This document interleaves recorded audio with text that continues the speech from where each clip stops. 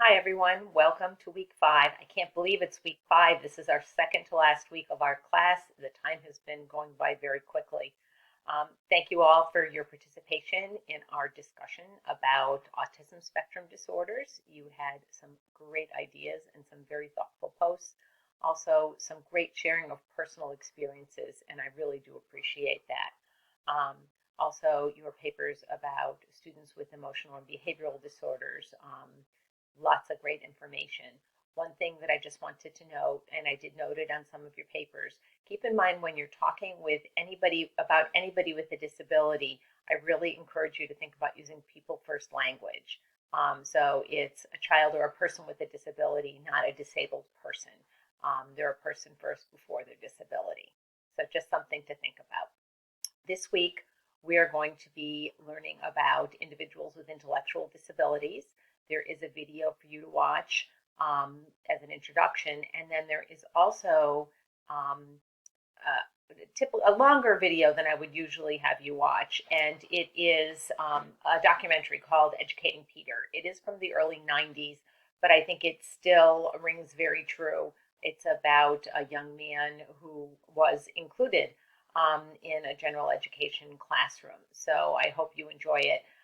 If you like that, there is also a follow-up video. All of a sudden, I'm blanking on the name, but if you Google "Educating Peter" and even sequel, you'll probably come up with it. And they're great films. So we're going to talk about this week. Our discussion is going to be about children with intellectual disabilities. You should also be beginning to work on your observations and final projects, if you haven't already, that are going to be due in week 6. Many of you have asked about, how you can bring your grades up in the class. And there really isn't extra credit for this course, but those last 2 assignments are worth lots of points. So I would put your very best effort into both your observation and your research project, and that will really help your grade if you're at all concerned. And also this week, we are going to have our second exam. Just like with the first exam, it's going to be open book. It's also untimed, so take your time. Those of you who tend to second guess yourself on exams, don't. I think there's actually been some research to say, unless you have a really good reason for changing your answer, go with the answer that you thought at first. That second guessing yourself often can mean that you're going to end up with the wrong answer when you have the right answer to start with. And as I did last week with the last exam, I will make sure to offer you a time to go over the exam.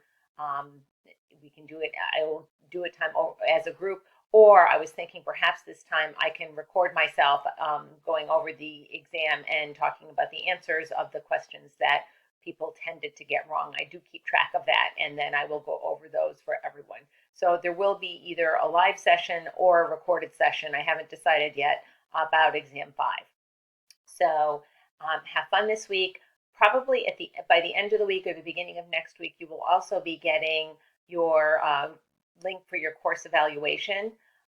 Please, when that comes out, if you could take just a few minutes of your time and make sure that you give me feedback. I take a lot of time, and I know all of you appreciate it, to give you feedback on your work so you can be better students and better teachers and psychologists or whatever field you're going into.